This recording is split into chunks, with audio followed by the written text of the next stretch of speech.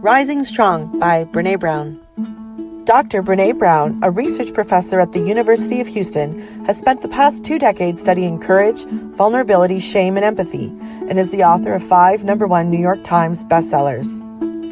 Her TED Talk, The Power of Vulnerability, is one of the top 5 most viewed TED Talks in the world, with over 45 million views. In an interview with Oprah, Brené explained that she had spent years telling people to be themselves, be brave, get in the arena, show up, and that after her second book, Daring Greatly, was published, she started getting emails from people saying that they had been brave and entered the arena and got their heart broken or lost their job. After reading these stories of loss and heartbreak, she was inspired to write Rising Strong, a book that discusses what it looks like to get back up after a devastating loss, the kind of loss that comes to all who dare to live their lives with vulnerability and bravery. In her book, Rising Strong, Brené explains, if we are brave enough, often enough, we will fall. This is the physics of vulnerability. When we commit to showing up and risking falling, we are actually committing to falling. Daring is not saying I'm willing to risk failure. Daring is saying I know I will eventually fail, and I'm still all in. Fortune may favor the bold, but so does failure. She continues, I love and continue to champion the idea of understanding and accepting failure as part of any worthwhile endeavor, but embracing failure without acknowledging the real hurt and fear that it can cause or the complex journey that underlies Rising Strong is gold-plating grit.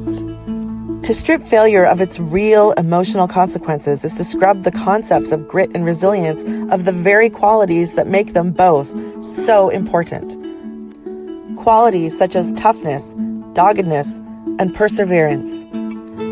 Failing is painful.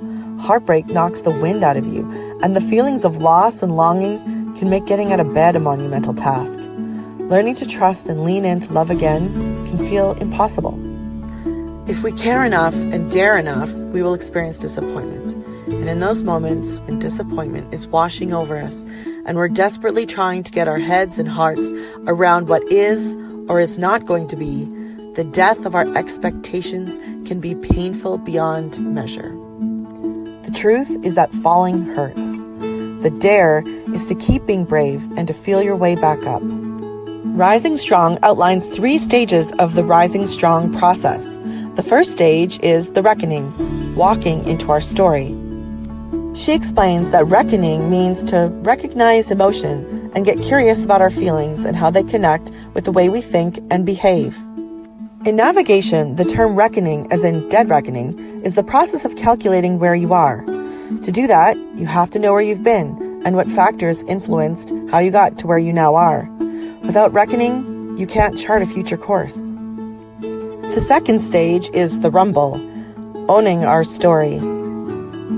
Owning our own stories means to get honest about the stories we're making up about our struggle, then challenge these confabulations and assumptions to determine what's truth, what's self-protection, and what needs to change if we want to lead more wholehearted lives.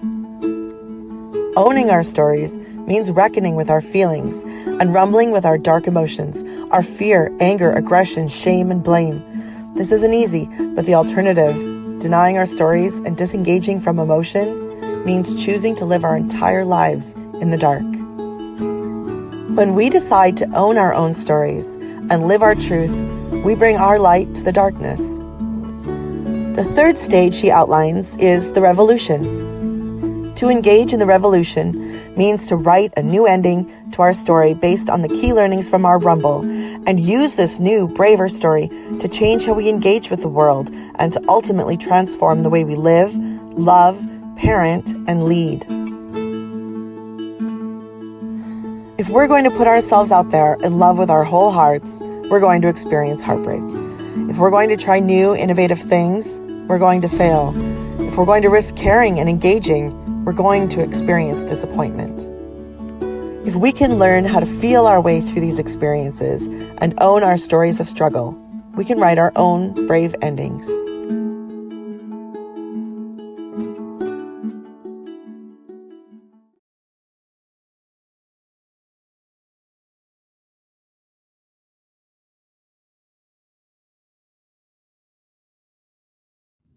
Gone Book Talk, written by Michael Grant, presented by Ashley Holland. An excerpt from Gone. Astrid and Quinn thought today was the beginning, but Sam knew better. Normal life had started coming apart 8 months ago. Then normalcy again. And this light. 14 years of normal for Sam. The normal has started to go off track. Today, normal crashed and burned. Imagine this. You're living your normal life when all of a sudden adults start slowly disappearing before your eyes. Uh-oh, things aren't so normal anymore. As you look around, now teens are vanishing as well. It seems that everyone over the age of 14 has just vanished. Poof, gone. Where did they all go? What just happened? That is the question all the kids are wondering as panic settles in across this one strange town. Michael Grant tells a fascinating story about a town that endures a crazy phenomenon where everyone aged 15 and older just magically disappears from town without a trace. To add on to the huge chunk of the population that's missing, a strange opaque dome that burns to the touch now encircles the entire town, allowing no one to enter nor exit. So everyone in this town is now trapped, and the oldest is 14 years old. So not a very good setup so far. No one has figured out why you disappear when you're 15, but those about to turn 15, like some of the characters that Michael focuses on, are in a race with time to figure out why this is all happening, what it is, and how to prevent it before they disappear too. Trapped in town, the kids are fighting for control and power, while things are taking an eerie turn right underneath their noses. Some kids are swearing to have seen mutated animals and strange-looking creatures, while other children themselves are developing strange powers. Will these kids survive amidst all the chaos, as day to day it is a constant battle for survival? When will the outside world, if it even still exists, notice what has happened to this town? Where has everyone gone, and will they ever come back? Gone is the first book in Michael Grant's Gone series. Michael is a very talented sci-fi writer, as he has created such a unique dystopian world as the setting of this series. This book, along with the series, is very action-packed all the way through. I really enjoyed reading this book along with the rest of the series, as it has hooks that will completely get you absorbed into the book. It's a very unique setting with characters that are quite interesting.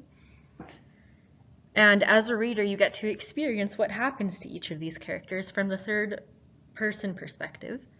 I also really enjoyed the creativity and thought put into the storyline, as well as with it being so action-packed.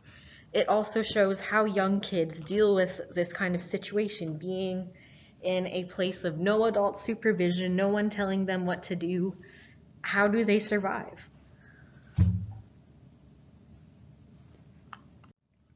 This book, along with this entire series, is very action-packed. It's an extremely well-written science fiction novel, and I would recommend this book along with the series to any young adult readers or even fans of adult science fiction as well.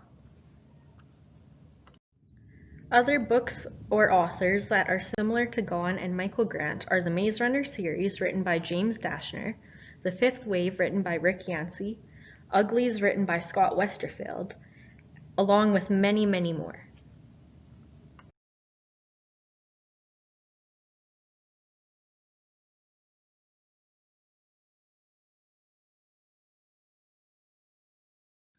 Hello and welcome. My name is Andrew Nierenhausen, and I am a technician working with technology services at Yellowhead Regional Library. Today I would like to share with you a few titles in the horror genre that you may want to consider for October and the upcoming Halloween season. In this talk, I use the word horror somewhat loosely to describe a genre that is much deeper than you may expect. The first title I want to talk about today is The Historian by Elizabeth Cousteau. This book is many things and defies any easy description. A vampire story that takes its heritage directly from Bram Stoker's Dracula, this is a mystery of global proportions. Libraries, museums, and universities provide the backdrop for this tale, as it centers around a group of academics who try to uncover The Historical Truth of Vlad Tepes, known better today as Vlad the Impaler. The story spans several generations, often weaving its narrative back and forth between decades, leaving room for many cliffhangers and tense moments. The book has strong elements of Gothic fiction, as Kostova weaves a mysterious atmosphere. The elements of Gothic fiction work well with the settings of the book. The story takes us through old cities of Amsterdam, Istanbul, and through the countrysides of Eastern Europe. While this book is something of a page-turner, there are many beautiful passages describing old libraries and ancient cities. The atmosphere of this story is thick, and you will feel caught up in the labyrinthine streets of old Europe. This book could be described as historical fiction with a supernatural edge, and certainly shares some heritage with Dan Brown's The Da Vinci Code. Secret societies and vampire cults hide beneath a veneer of normalcy. This October, check out The Historian. The Historian is so connected to Dracula that I had to include the original as a related work. If you enjoyed one, then there is a good chance that you will enjoy the other. From Hell is a graphic novel written by Alan Moore and illustrated by Eddie Campbell. This dark, graphic take on Jack the Ripper shares the same Gothic themes as The Historian, and occult mystery permeates the story. Its stunning black and white art is haunting, though this title is certainly a mature read. Cthulhu has permeated our popular culture, but the original story, The Call of Cthulhu by H.P. Lovecraft, is often neglected. In academic investigation into the occult and supernatural, there's a reason this story has such an influence on modern media. The second title I would recommend to you is The Terror by Dan Simmons. This book leans much heavier on the historical fiction genre than my previous recommendation. Based on the true story of the lost Franklin expedition, The Terror follows two British Navy ships as they attempt to find the Northwest Passage. Instead, these ships become locked in the Arctic ice for 3 years and find only terror. A book about hundreds of men spending 3 years on 2 cramped ships sounds like it could get repetitive, but the pacing of this novel never lets up. Despite running almost 800 pages, every moment is packed with deep characterization, mystery, and tension. Paranoia and fear run wild as the crews of the flagship HMS Erebus and the eponymous HMS Terror struggle to survive and escape the Arctic. Compounding their starvation and isolation, the ships seem to be stalked by a massive beast of unknown origin. If you love a book with deep characters, this story is for you. The personalities, dialogue, and dialects all feel so genuine. Oscillating between total darkness and total daylight for months at a time, we become witness to the psychological struggles of these totally unprepared sailors, and we see the lengths that a person will go to survive. Even in the Arctic, humans will do what they always do. They love, they fight, and they murder. One of the central characters, Dr. Goodsir, sums up the plot best. "All this natural misery," Dr. Goodsir said suddenly. "Why do you men have to add to it? Why does our species always have to take our full measure of God-given misery and terror and mortality and then make it worse?" While I wholeheartedly recommend this book, I should also mention that the audiobook version, narrated by Tom Selwood, is even more phenomenal. Selwood manages to capture the mood of each scene and create all the tension that the story deserves. He's also a master of voices, providing the characters with consistent accents from all over the United Kingdom and the world. I didn't intend for all of these suggestions to be nautical themed, but apparently nautical horror is popular right now. In addition to the wonderful audiobook version, The Terror also got its own television adaptation. With a number of great actors that you might recognize from Game of Thrones and Chernobyl, this adaptation certainly lives up to its name. So whether you were looking for a book, an audiobook, or a TV show, try The Terror. The Fisherman is a novel of psychological tension, exploring loss and grief through the supernatural and through folklore. The book starts with 2 damaged men bonding over their love of fishing, that quickly descends deep into the dark waters of Dutchman's Creek. The Lighthouse is a finely crafted psychological horror film with surreal imagery and sharp dialogue. Robert Pattinson and Willem Dafoe give career-defining performances in one of the most beautiful and upsetting films of recent memory. Thank you so much for listening, and I hope you enjoy some of these titles during the Halloween season.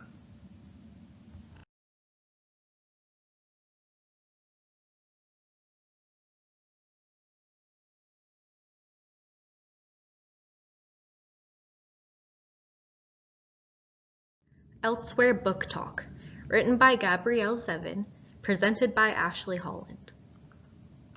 An excerpt from Elsewhere. There will be other lives. There will be other lives for nervous boys with sweaty palms, for bittersweet fumblings in the backseat of cars, for caps and gowns in royal blue and crimson, for mothers clasping pretty pearl necklaces around daughters' unlined necks, for your full name read aloud in an auditorium, for brand new suitcases transporting you to strange new people in strange new lands. And there will be other lives for unpaid debts, for one-night stands, for Prague and Paris, for painful shoes with pointy toes, for indecision and revisions. And there will be other lives for fathers walking daughters down aisles, and there will be other lives for sweet babies with skin like milk. And there will be other lives for a man you don't recognize, for a face in a mirror that is no longer yours, for the funerals of intimates, for shrinking, for teeth that fall out, for hair on your chin, for forgetting everything. Everything. Oh, there are so many lives.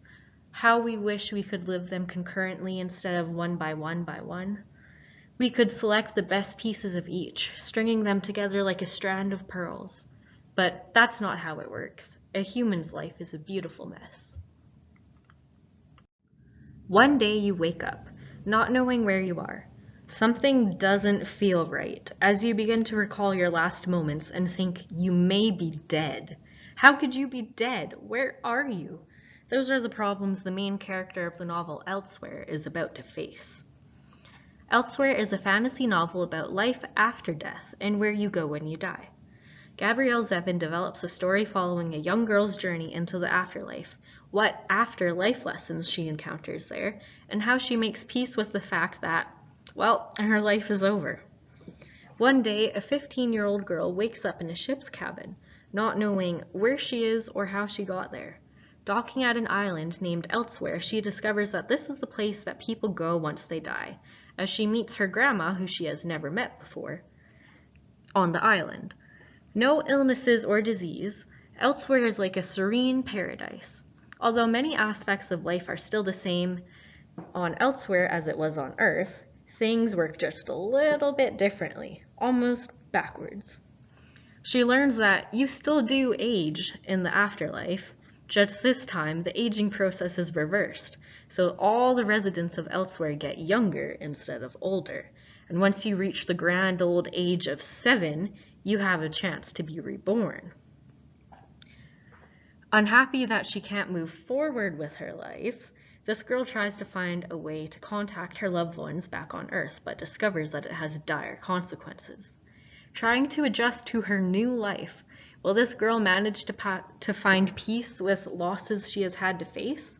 What will happen to her before she gets reborn, and what afterlife lessons will help her continue her journey? Gabrielle Zevin depicts this girl's journey in a third-person perspective, as she deals with loss, the power of love and what it truly means, and how to move forward with your life while still finding peace. I really enjoyed this book as it was an interesting, thought-provoking fantasy novel that has a unique perspective on life and what comes after. While still maintaining elements of realism, this fantasy novel has humor throughout the story to lighten up the somber underlying theme of death and loss, as is mentioned quite frequently being a common theme of the story. I had never read a book on a topic related to death or afterlife, so it was quite interesting to see how Gabrielle developed this world in Elsewhere, and also instilled the thought throughout the book that everything works out in the end, and that sometimes just don't take life so seriously. This novel has an easy flow to it, making it a simple, good read for young adults. I would recommend this book to young adult readers interested in fantasy-style novels. This book in general just has a feel-good vibe to it, so I would recommend it to anyone who wants a quick, light, easy read with some nice thoughts afterwards. Some books and authors that are similar are Four Secrets by Margaret Wiley and Rookie Yearbook 4 by Tavi Gevinson.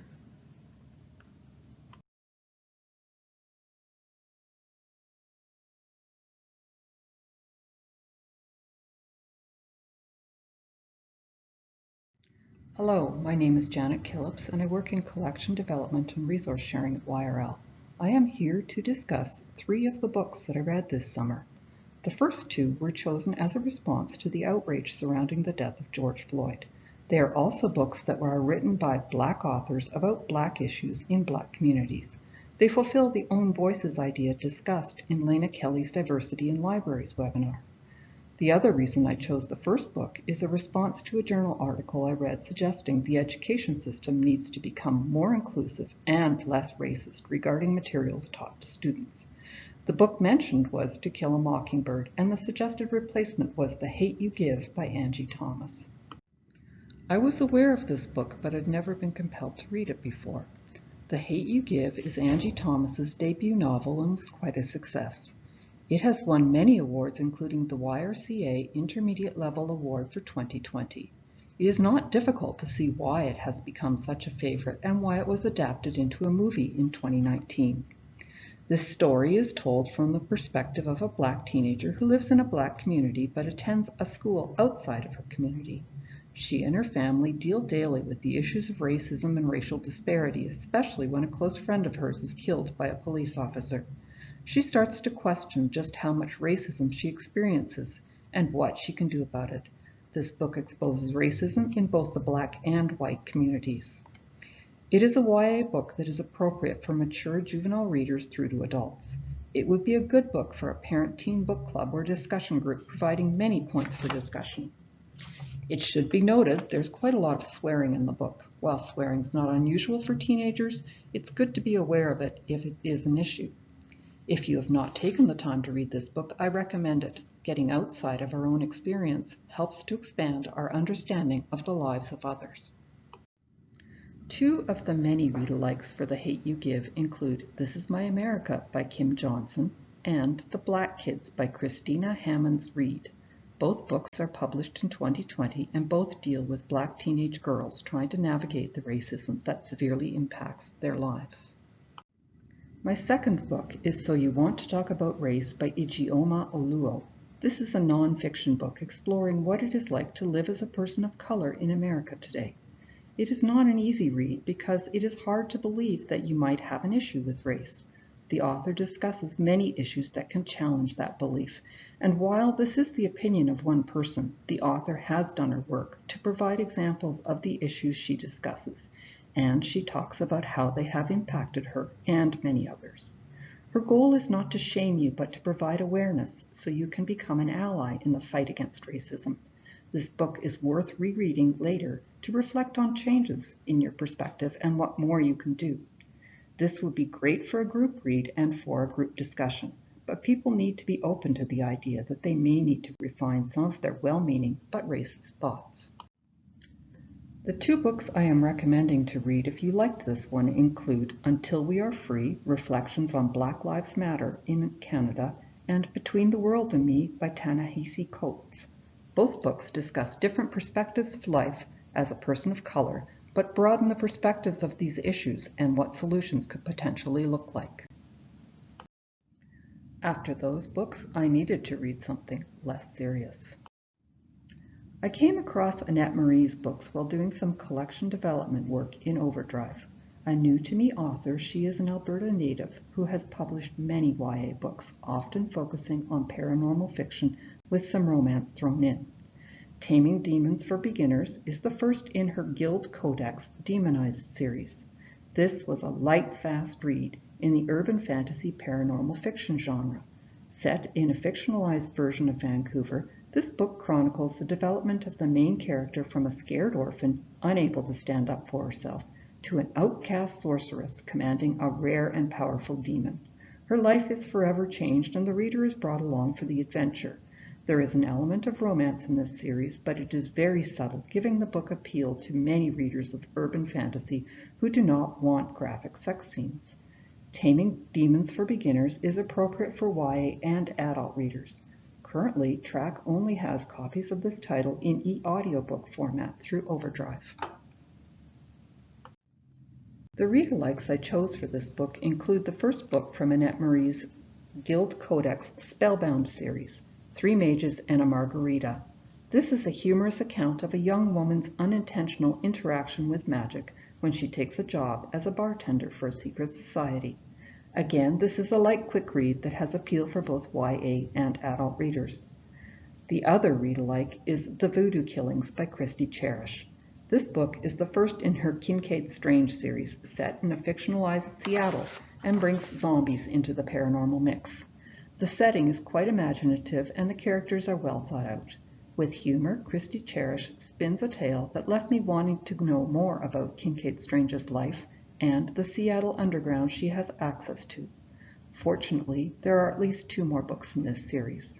Currently, this book is available in Track. There are 4 physical copies and 2 ebook copies. Thank you for listening to my presentation, and I hope you have been able to find something that appeals both to you and your patrons.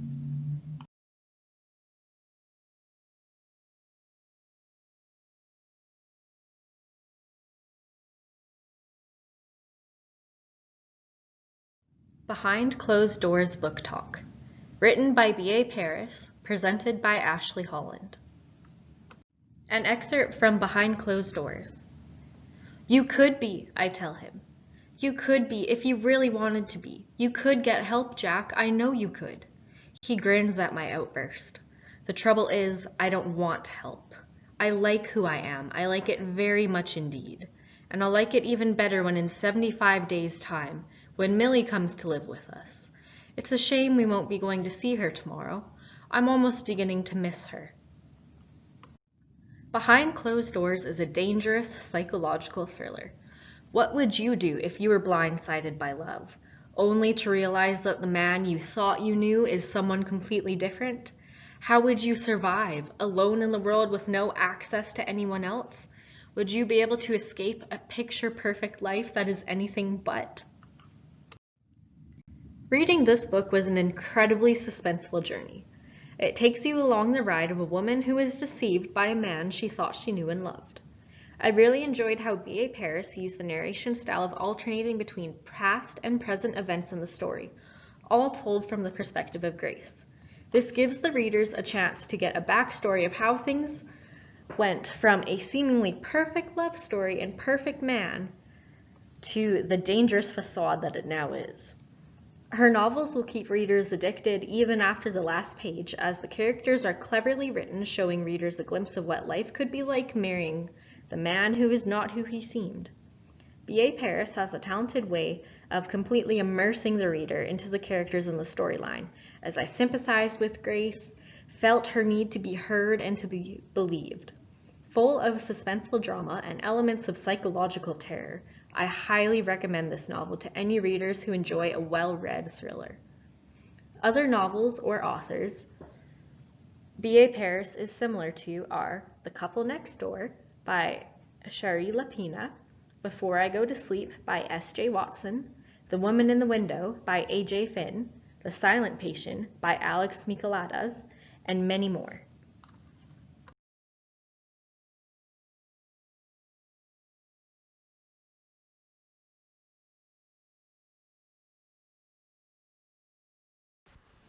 Hello, my name is Laura Peters, and I'm a technician in Library Development Services at Yellowhead Regional Library. Today I'm going to talk about a few amazing books that I love about animals, something I care very deeply about. So first off, I'd like to introduce you to The Not Bad Animals by Sophie Corrigan, Francis Lincoln Children's Books, 2020. The publisher said it best. We all have a certain creature that makes our skin crawl and gives us the heebie-jeebies. Spiders that make us scream, mice that make us jump up on top of furniture until the coast is clear, or bats that make us shudder at the thought of them flapping around in our hair. There are creatures big and small all over the world that make us squirm and wriggle in our seats just at the mere thought of them. But what did these animals ever do to deserve such a bad reputation? Most of the time it's humans that have labeled them ugly, dangerous, and downright gross. But it's one false acquisition too many for these little guys. They've had enough of being called scary, slimy, nasty, and ooey. They're here to dispel these false acquisitions and set the record straight, once and for all. In fact, the animals have prepared a statement they've asked me to share with you. You humans have given us a bad rep. You've been spreading rumors about us. You think we're scary and spooky and dangerous and icky. Well, we're here to set the record straight because we're fed up with the lies you've been spreading. We're not bad animals at all. We're just misunderstood.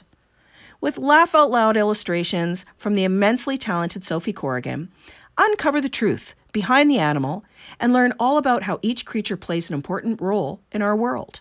With bite-sized text that will leave you giggling and a fact box about each misrepresented creature, this is the perfect introduction to over 30 critters, big and small, who really aren't that bad at all. Sophie Corrigan is a freelance illustrator and author from Lancashire, UK. She has written quite a lot of books well known by libraries and families, including Pugtato Finds a Thing, Lulu is a Rhinoceros, Animal Anatomy, I Love You Like No Otter, Leo's Lost Donut, I'm a Little Monkey, and so many more. This particular book is great for kids ranging in age from toddlers all the way up to 8 to 9-year-olds. It's a really fun book to read with kids, learning about all of the common misconceptions humans have about so many creatures roaming our planet. And it's time to set the record straight.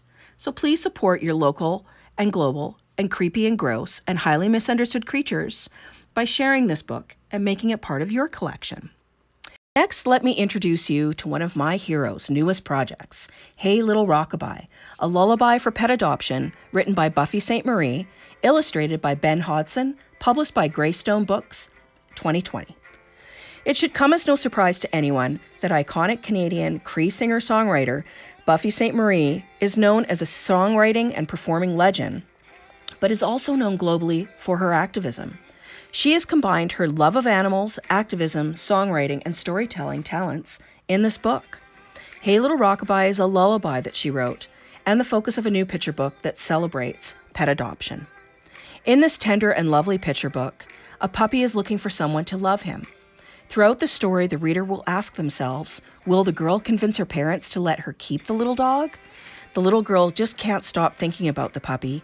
Back at home, she launches a campaign of compassion, plastering the refrigerator door with crayon drawings of the homeless pooch, shivering outside in the rain, sitting alone behind bars, complete with tears falling down from big, sad, pick-me eyes. The girl's emotional plea works, and her parents agree to a pet shelter adoption.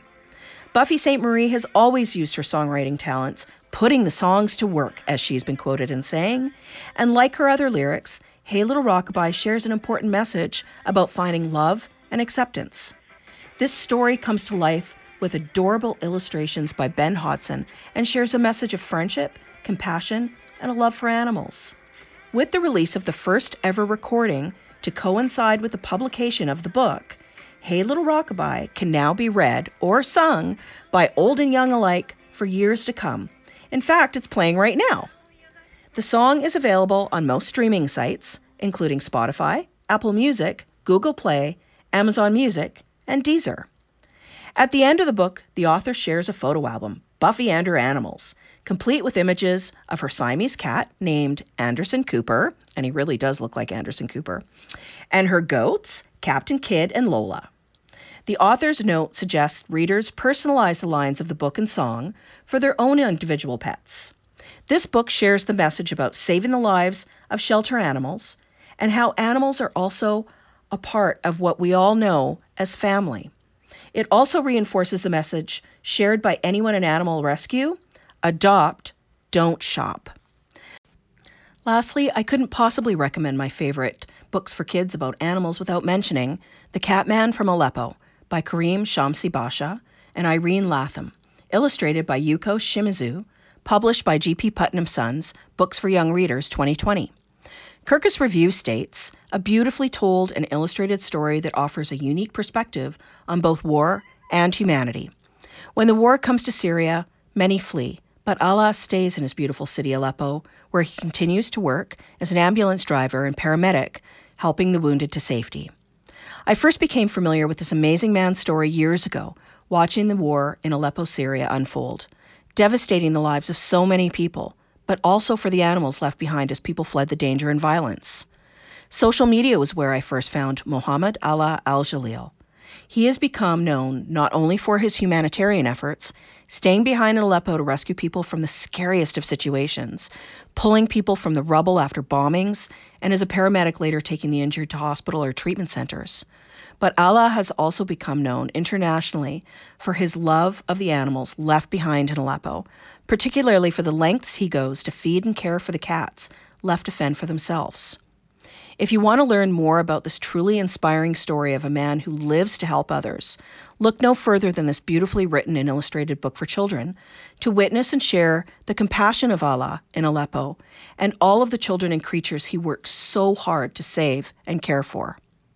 Now I'd like to talk to you about a few read-alikes that you, your kids, your patrons may have already read or may want to read, or better yet, to add to your collections. Read-alikes I'd recommend for the not bad animals include Fly Guy Presents Scary Creatures by Ted Arnold, the Disgusting Critters series by Elise Gravel, including books titled The Mosquito, The Spider, The Worm, The Cockroach, The Bat, The Toad, and more. And lastly, A Curious Menagerie of Herds, Flocks, Leaps, Gaggles, Scurries, and More by Karen Berger. Read-alike recommendations for Hey Little Rockabye would include Operation Rescue Dog by Maria Gian Ferrari, illustrated by Louisa Uribe. Before You Were Mine by Meredith Boltz, illustrated by David Walker. Pick a Pup by Marcia Wilson Chall, and A Dog Wearing Shoes by Sanjmi Ko.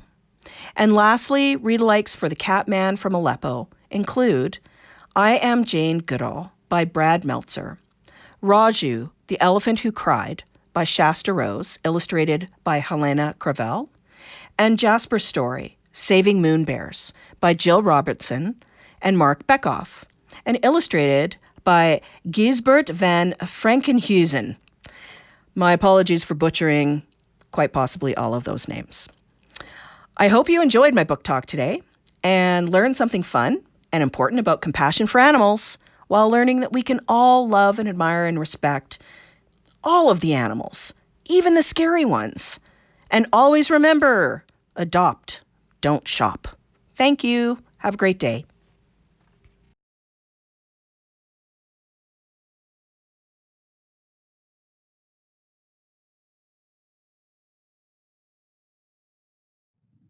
Hi, my name is Josie Wilson, and I am the Manager of Collections and Resource Sharing here at Yellowhead Regional Library. Today I'm going to be sharing with you a few books, the first being a brand new picture book from the famed social media sensation, The Tiny Chef Show. This is the brand new picture book from The Tiny Chef, star of The Tiny Chef Show. If you haven't or heard of him or haven't checked him out yet, you can find him on one of his many social media feeds, Facebook, Instagram, YouTube. There's quite a bit of content on there, and the creators of The Tiny Chef Show, Rachel Larson, Adam Reed, and Ozzy Turk, have done an incredible job of story building and creating this world around The Tiny Chef. This is their newest offering, which is a picture book about the chef and his missing recipe book. And you can tell that the chef speaks in a very unique way, and that is half the fun. Why should you buy this book for your library? Well, The Tiny Chef has a huge online presence. The creators of The Tiny Chef have done a wonderful job of building a very unique presence online. The audiobook version of this new picture book is even read by RuPaul with unique clips of the tiny chef's voice throughout the audiobook. We hope to be featuring this soon in our online e-resource collections. I've included below a little example of the humor that the creators use. Can you please add subtitles to all of the chef's videos so I can understand what he is saying? And they simply state in their FAQs, no, we're all in this together, good luck. They've done a great job of building engagement and building community amongst their followers. If you haven't checked it out yet, I highly recommend checking out one of their feeds and purchasing this book for your collections. If the kids and families who read the Tiny Chef's new book are inspired to do some more cooking or learn how to cook, you may want to consider one of these 3 books for purchase. Chef Junior is actually been written by young cooks between the ages of 11 and 14. It's an illustrated cookbook that contains 100 easy-to-make recipes for young adults to prepare. They will discover how to shop seasonally and inexpensively, set up a working pantry, and create a cooking plan. They'll learn what tools and ingredients they need to have on hand and how to master cooking techniques. Currently, there are 8 of this title in track and 3 in YRL. The next one is the Big Fun Kids Cookbook. You'll recognize this being from the Food Network. This gives young food lovers everything they need to succeed in the kitchen. Each recipe is totally foolproof and easy to follow, with color photos and tips to help beginners get excited about cooking. The book includes recipes for breakfast, lunch, dinner, snacks, and dessert. And of course, it comes from the Food Network's test kitchen, which makes the recipes foolproof, as they said in the description. There are currently 8 of this book in track and 4 in YRL, so you may want to consider one of these 2 for your collections. The next one is Making Pizza with Math. Now, there are a number of books in this series, including Making Desserts with Math, Snacks, Soup, Pasta, and Salad, all with math. And there are currently only 1 to 2 of each of this brand new series in track and none in YRL. I think this would be a great addition for those of you with more families with virtual learners or homeschoolers this year. And it really is a great way for kids to equate something that they're learning in school with something in real life, such as cooking. You may want to consider any of these books for your collections. You will all be able to find all of them on the CCD list at the end of this presentation. And all of the descriptions for these books have come from TrackPack, either from the publishers or from the summaries. I hope you'll consider some of these titles for your collection. Thanks for listening today and attending this webinar. And here's a few parting words from the chef. Okay, I love you, bye. And if you didn't understand that, he said, okay, I love you, bye.